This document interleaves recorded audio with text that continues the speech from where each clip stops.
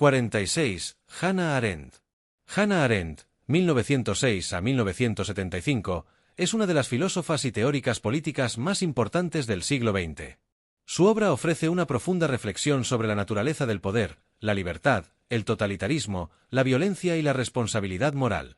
Aunque a veces es difícil encasillarla dentro de una corriente filosófica concreta, su pensamiento es imprescindible para entender los dilemas éticos y políticos de la modernidad. Breve biografía. Una vida marcada por el exilio y la reflexión. Hannah Arendt nació en Hannover, Alemania, en 1906, en el seno de una familia judía.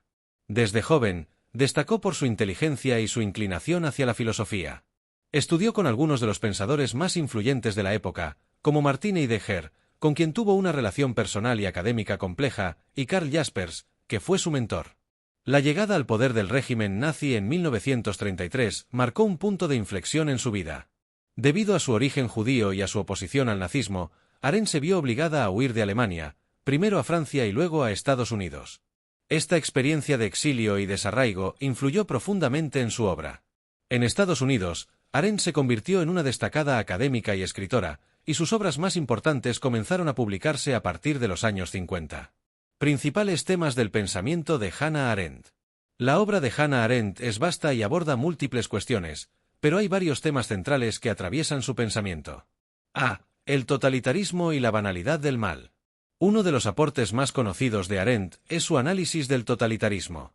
En su libro Los orígenes del totalitarismo, 1951, Arendt estudia cómo surgieron y se consolidaron los regímenes totalitarios del siglo XX, como el nazismo en Alemania y el estalinismo en la Unión Soviética. Según Arendt, estos sistemas no solo reprimieron a sus ciudadanos, sino que también destruyeron su capacidad de actuar y pensar de manera autónoma. Otra de sus obras fundamentales es Eichmann en Jerusalén, un informe sobre la banalidad del mal, 1963, donde analiza el juicio de Adolf Eichmann, un alto funcionario nazi responsable de la logística de la deportación de judíos a los campos de exterminio. Arendt acuñó la expresión banalidad del mal para describir cómo personas aparentemente corrientes, como Eichmann, pueden cometer actos atroces simplemente por seguir órdenes y sin reflexionar sobre las consecuencias éticas de sus acciones. B. La libertad y la acción política. Para Arendt, la política es el ámbito donde los seres humanos pueden actuar juntos y ejercer su libertad. En su obra La condición humana, 1958, desarrolla su concepto de acción, que distingue de otras formas de actividad humana, como el trabajo y la labor. La acción es, según Arendt, la forma más elevada de participación en la vida pública, ya que implica tomar iniciativas, dialogar con los demás y contribuir a la construcción de un mundo común. Arendt defendía una visión de la política basada en el debate, la pluralidad y la participación ciudadana. Para ella, la verdadera libertad no consiste en la búsqueda individual de la felicidad, sino en la capacidad de actuar y hablar en el espacio público. C. La natalidad y el poder de comenzar algo nuevo. Un concepto clave en el pensamiento de Arendt es el de natalidad, que simboliza la capacidad humana de iniciar algo nuevo. A diferencia de la mortalidad, que marca el fin de la existencia, la natalidad representa la posibilidad de cambio, innovación y transformación. Arendt veía en la natalidad una fuente de esperanza para la política, ya que cada nuevo ser humano tiene el potencial de aportar algo único al mundo. D. El juicio y la responsabilidad moral. Arendt también reflexionó sobre el juicio y la responsabilidad en contextos de crisis moral. En sus escritos posteriores, como La vida del espíritu, plantea la importancia de pensar por uno mismo y de ejercer el juicio crítico, especialmente en situaciones en las que las normas sociales y políticas han perdido su validez. Obras más destacadas de Hannah Arendt. La producción intelectual de Arendt es extensa, pero algunas de sus obras más influyentes incluyen: Los orígenes del totalitarismo, 1951. Un análisis histórico y filosófico sobre el surgimiento y las características del totalitarismo. La condición humana, 1958. Una reflexión sobre la naturaleza de la acción humana y la vida en sociedad. Eichmann en Jerusalén, un informe sobre la banalidad del mal, 1963. Un estudio sobre el juicio de Adolf Eichmann y la naturaleza del mal en el contexto del Holocausto. Sobre la Revolución, 1963. Un análisis comparativo de la Revolución Francesa y la Revolución Americana. La vida del espíritu, publicación póstuma. Una reflexión filosófica sobre el pensamiento, el juicio y la voluntad. El legado de Hannah Arendt.